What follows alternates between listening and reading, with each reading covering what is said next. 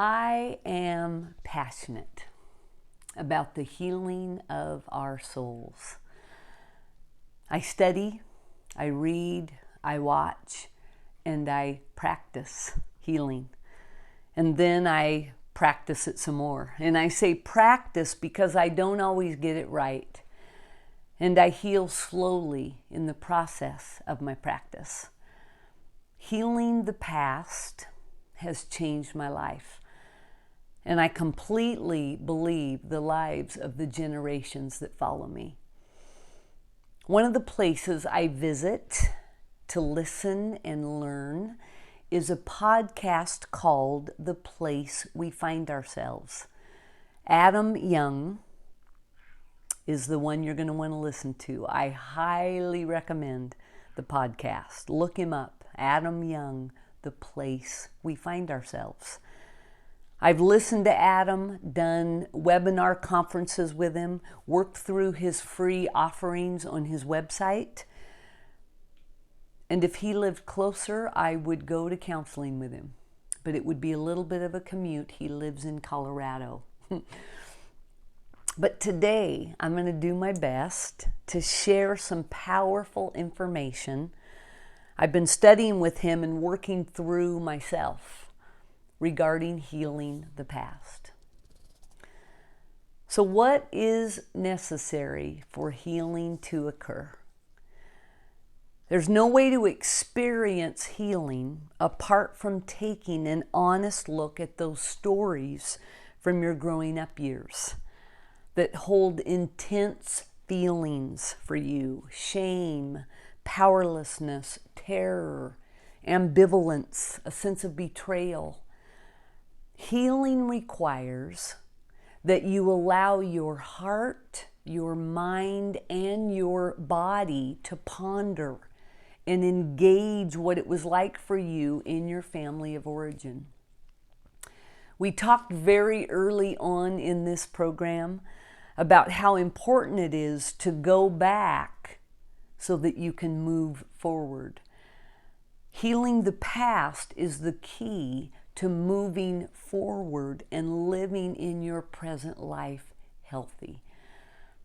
I'm going to dive into a subject today about how healing happens, what's involved in the process of change and growth. Adam Young attended a training in Seattle at the Allender Center. You can look that one up too, to learn more about healing the past, and studied the U diagram. I want to share what I learned with you today about it. We're going to let the U diagram be our guiding illustration for what it takes to heal. We're going to let the U imagine and help us imagine how healing happens. Most of us have done work to heal our past, and we realize that we have to visit hard and sometimes dark places to heal, right? Well, let's look at that U diagram. Imagine having a piece of paper and drawing a diagram of a valley. You'd start at the upper left of the page and you would have to go down into the valley, and you'd slope back up the page and to the upper right hand corner of that piece of paper, and you would end up with a U. The trajectory you traced with this U is a helpful way to talk about healing. Today, I'll devote time to the top of the U and the common ways we avoid entering into the U and going down into the U. And then Thursday, I'll talk about what happens as a result of entering in on the other side. Adam explains the U this way. Death is at the upper left-hand corner. Right there, we're like, well, no wonder I don't want to enter in. Bottom is hell. Upper right-hand corner, joy. For those of you in the Christian faith, it's a story of Christ's death, burial, and resurrection. I want to say that whether this is your belief or not, this is the story of healing. We have a death, the event, the betrayal, the powerlessness. To heal that past event, we must dip down into the valley, into the wilderness, into the desert to find joy on the other side. You have to dip down. What we'd rather do is do a dance across the dotted line over the top of the U so that we don't have to dip down into the wilderness, the valley, the desert. There's no way to get to genuine joy without dipping down. Will you have the courage to step into the stories that hold big feelings for you? The top left-hand corner of the U. What are one or two stories of your life that when you think about them, feelings, funny feelings happen in your body? Your chest tightens, things move around in your stomach. You get the sense in your body that that story holds weight. Your body will take you to the stories that need to be healed. If you're willing to enter a story of harm, you are going to feel feelings you would rather not feel. That's why we avoid them for years. That's why we avoid them for decades. To feel these feelings will be like feeling the feelings of death. Why in the world would we want to do that? The wilderness, the desert, the valley. We don't want to go there. We want to skip over the top of the U. You can live in denial. I heard denial an acronym for it the other day. Don't even notice I am lying. Oh my. To ourselves. You can live that way and have a superficial sense of being better, but never heal and have genuine joy. We want to skip over, but there's no way to skip over the depths of the valley when it comes to healing painful and harmful stories of our past. The good news is, as long as you let yourself slide down the slope, you will be surprised at what will inevitably happen. You will find you begin to experience joy on the other side. So what does it mean to slip down? It requires that you engage particular heartache, tragedy, and harm. To tell a story on the ground level, a scene within your overarching story. There's a difference between telling a story at 30,000 feet than telling your story on the ground level. It's one thing to say, my mom left our family. It's another thing to say, when I was 13 years old, waiting for my mom to come home, sitting on the curb waiting, she called that night and told us she was leaving with her boyfriend. It's uncomfortable to enter the scene. It's painful. Sometimes we only have the courage to tell the story at 30,000 feet. And you know what? That's a good start. But when we tell the story at the ground level with details, we will begin to feel details and bodily sensations that we felt in the original story. How often have you felt something, felt really, really strong feelings, and thought to yourself, when was the last time I felt this? Point number 1, you have to enter particular scenes because you need to feel the emotions and the bodily sensations that you originally felt or didn't feel because it wasn't safe enough for you to feel those emotions. And point number 2, you must linger there. It's not enough to just stick your toe in the water and pull it back out. We have to linger in that valley, in that desert for a time. How long? Oh, usually a few minutes longer than we want to.